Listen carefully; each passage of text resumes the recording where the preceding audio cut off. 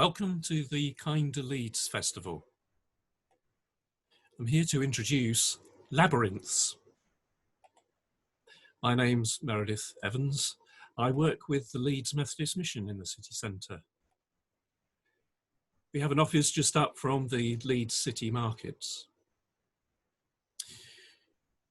There are three big trading halls in the markets. This is the Victorian market, where Marks and Spencer's began their business. There's an outdoor market area. Usually this space is very busy, lots of people.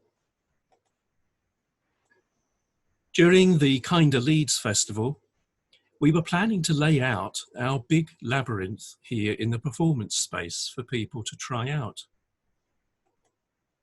COVID-19 and social distancing has meant that everything has had to go online. The Methodist churches in South and West Leeds have a labyrinth which they take to various events. Invite people to walk the path that makes up the labyrinth. Here it is on the beach. Here it is at an event in the park. So what's it all about? Lots of people think that a labyrinth is a maze. Mazes have walls or hedges that you can't see over. It's easy to get lost in a maze because there are lots of paths which are dead ends. That's the fun thing about mazes. They are puzzles that you have to work out. These raised platforms give you the chance to see over the walls of the maze to work out which path to follow. A labyrinth is different. There are no walls. There are no dead ends, just a single path. This one is at the Quiet Garden in the Methodist Church at Totley Rise in Sheffield. You can see the whole thing. This one is much bigger, but the idea is the same. You walk along the one path, twisting and turning from the outside to the centre and back again. You can find labyrinths indoors as well as outdoors. Arguably, the most famous one is at Chartres Cathedral in France. But if you visit Wakefield, the cathedral there in the centre of the town has one too. This is a diagram of the one at Chartres. This is the design that we have and we're planning to use for the festival. We've put together some online information and activities for you to do during the festival.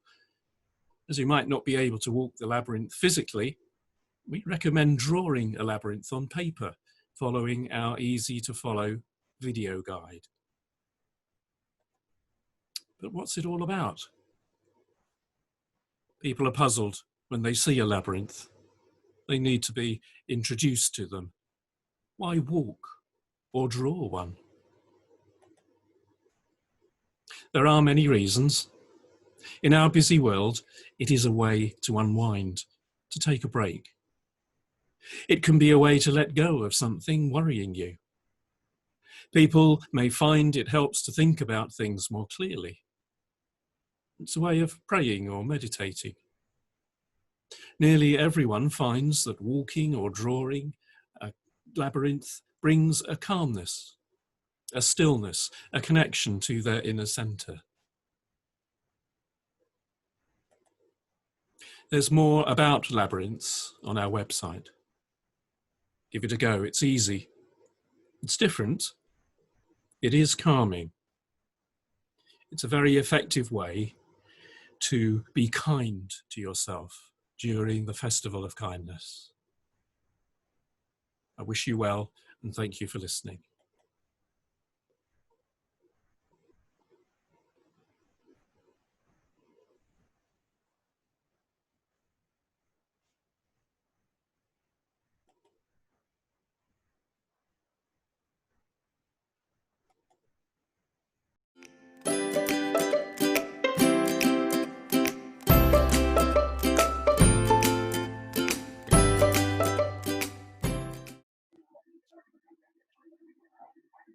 I'm going to show you how to draw and use simple labyrinths. First of all, you need to take a piece of paper. Simple A4 piece of paper is enough, and a felt tip pen. It's a very simple process to draw a 3-path labyrinth. First, just below the centre of the paper, draw a little cross here.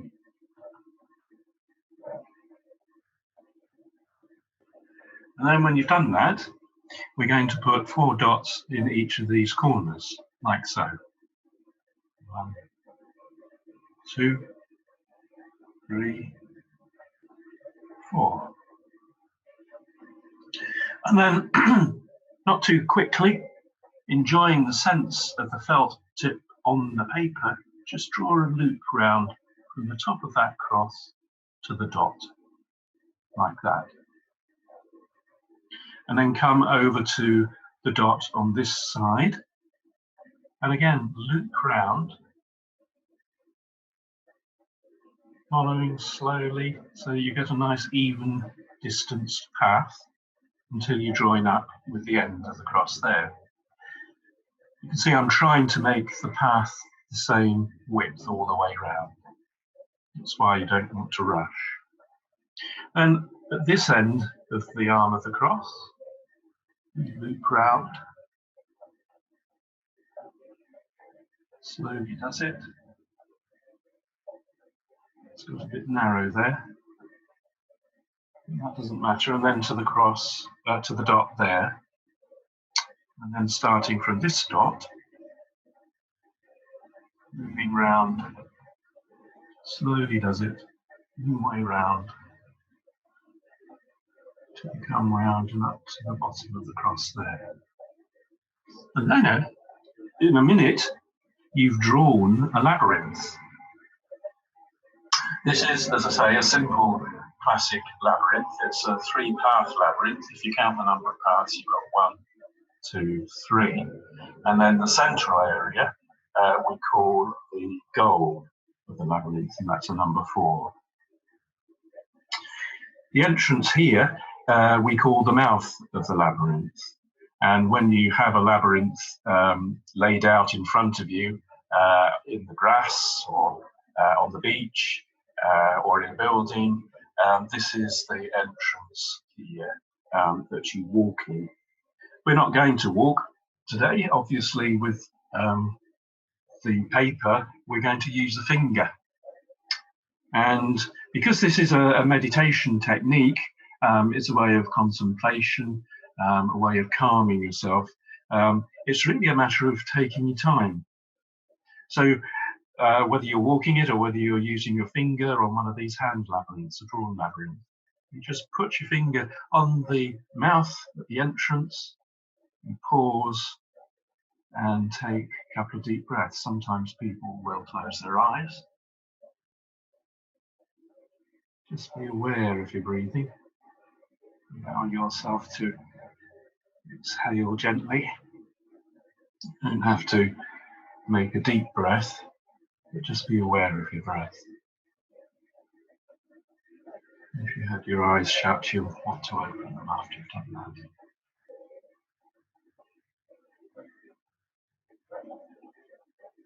And then when you feel that the right moment has come, when you're ready to begin, you begin by entering into the labyrinth, moving your finger into the first path. And you move slowly round. Slowly does it.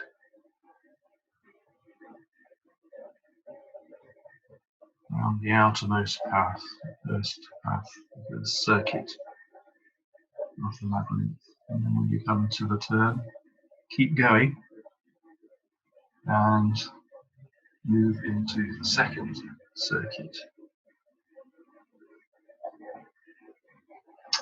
And then again down to the third one.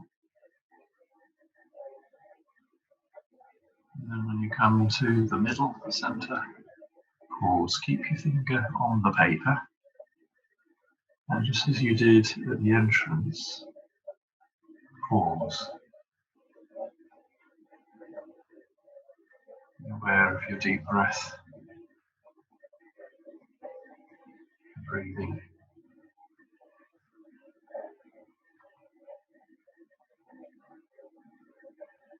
It's good to do this somewhere quietly or privately. It helps just to be aware of the feeling that may come to you inside, a feeling of calmness. And then when you're ready, begin the return journey. That first circuit. And that second circuit. And the last one.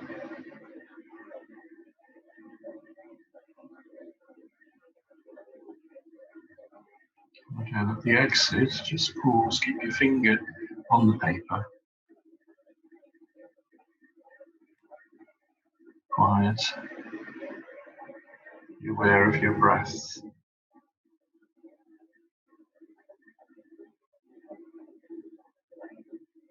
And then you can take your finger away. Now just notice what might be going on inside in your feelings, in your awareness. Some people can find straight away that there's a feeling of calm, of peace, that something has happened. Sometimes people feel absolutely nothing and they think, what on earth have I been doing? The whole point of doing an exercise like this is to try and move away from your thinking mind to your feeling mind. And sometimes it's therefore best to try again and do the labyrinth for the second, third or fourth time. So I'll put my finger at the entrance, sitting calmly, straight back, being aware of my breathing.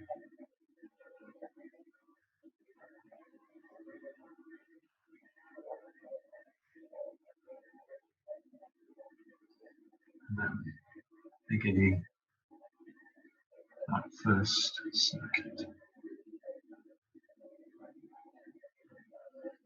I'm not sure it's possible to go too slowly, but I do think it's possible to go too quickly. So you're watching your finger going around the path. And that next one.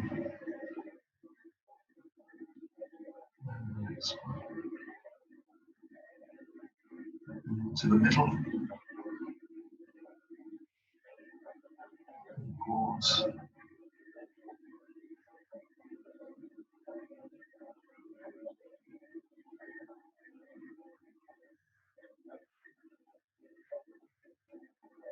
It doesn't help if you try and fidget. You really do try and need to make your body as still as possible. And when you're ready, beginning out journey.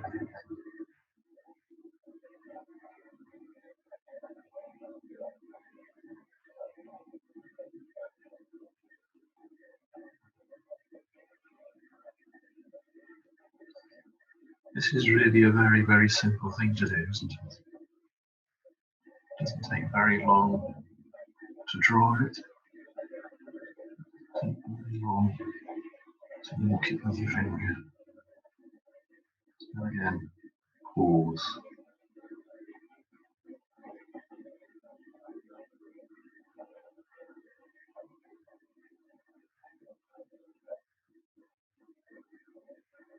Now, if you work in an office or something, that's something you can probably do at some point during the day when you feel perhaps the need to be calm. I'm going to show you now a slightly bigger one.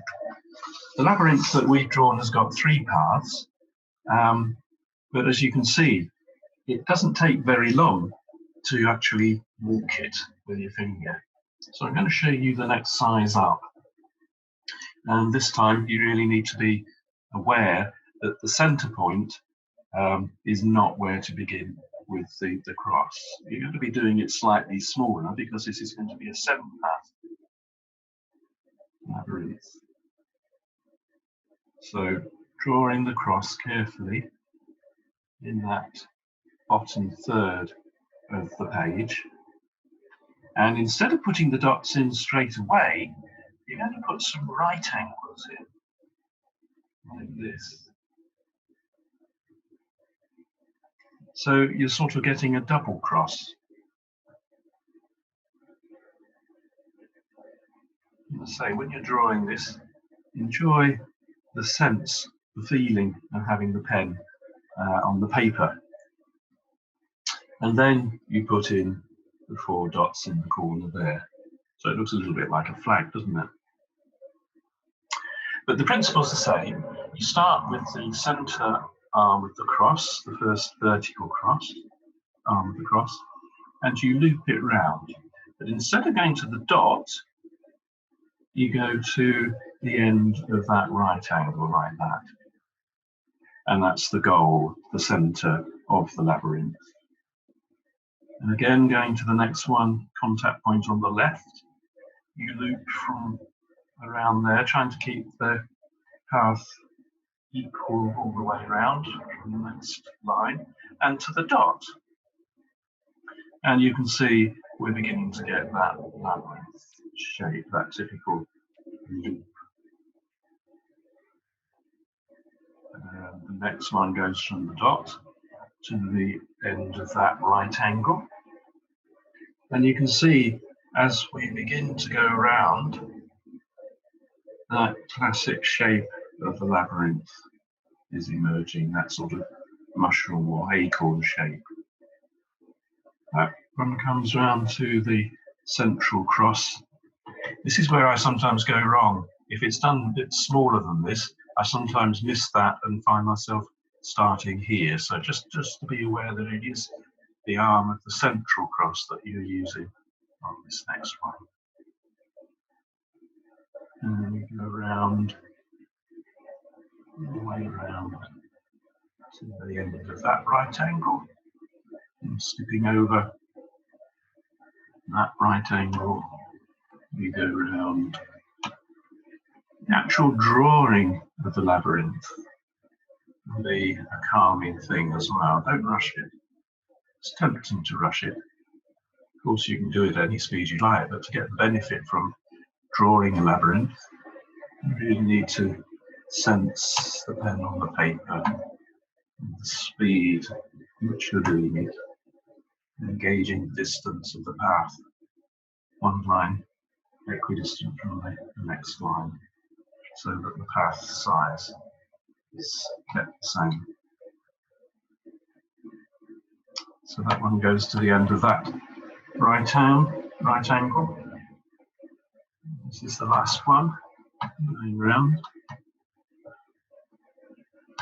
You see, if you go quicker, it tends to lose control and narrows the path right just there. So you're coming round, coming round, coming round, and then to the last bottom of that first cross. So you can see why we've had to draw it in the bottom third, because most of the space is taken up by the number of paths. And we've got 1, 2, 3, 4, 5, 6, 7, and the central goal is the number 8. You can see it's the same basic design. It's a bigger one. So when it comes to walking the labyrinth, when you come to put your finger on and move around with it, of course it is going to take longer. Let's try that, shall we? Pause at the mouth, pause at the entrance. Be aware of your body sat down in your chair. Try and keep a straight back if you can, that does help. And being aware of your breath. You want to close your eyes, or you just center yourself. Remember, this is a technique where you're trying to concentrate, not hard, but concentrate on the path rather than the thoughts going through your mind. So when you feel ready, begin that journey, looking into the labyrinth. And the first path here, unlike that first labyrinth that I showed you, goes straight to the middle. And this first circuit, having gone round the middle, begins to go outwards.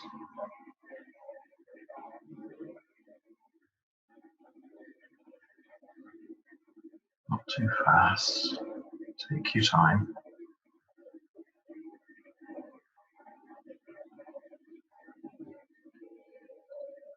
Round the turning point and on the outermost path.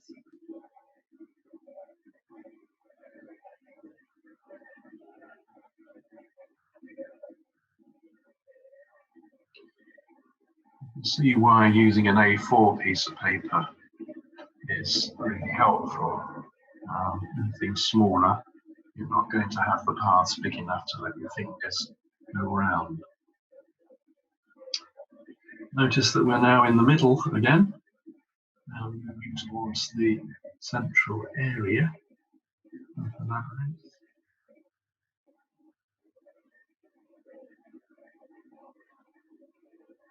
Around that last circuit, and then into the centre, keeping your finger on the path, keeping your finger on the paper.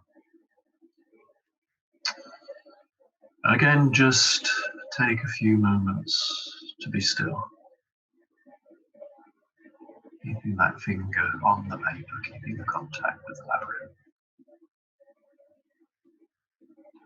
Aware of your breath. You may want to close your eyes, allowing your back to be straight as you can, and feeling a connection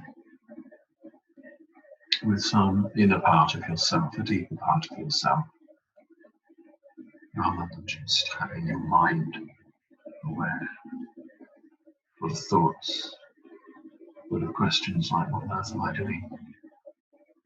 When do I go? You don't need to ask those questions. Allow your intuition, your feeling part, that innermost part, to decide when you're ready to go. And when you are ready, you return through that first circuit, coming back.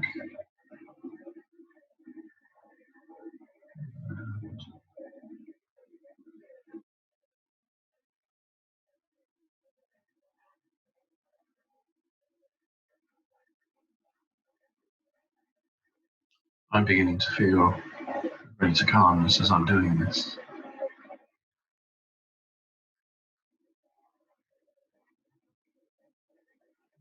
I guess we all wonder when we do this why it is that it seems to have such a calming effect. Many people have written about that.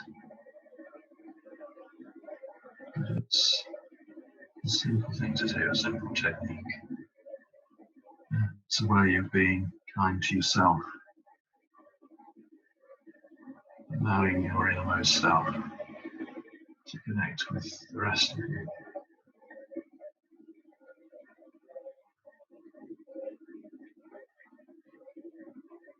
I think 7-path labyrinth does take that bit longer. Of course, you come to the end, to the exit there, and keep your finger on the page. Pause, taking a breath, being aware, perhaps of your body, perhaps of your feelings, perhaps simply of your breath. So that's the 7-path labyrinth. It's a simple path, a simple thing to draw. I mean, it is so easy once you know the way to do it. You think, how on earth did I not know that before? Without doing the cross and the dots and learning how to loop it up, you'd probably get into a real mess actually drawing the labyrinth, trying to. I know when I first came across it, I had to go before I learned the method, and it was really quite confusing.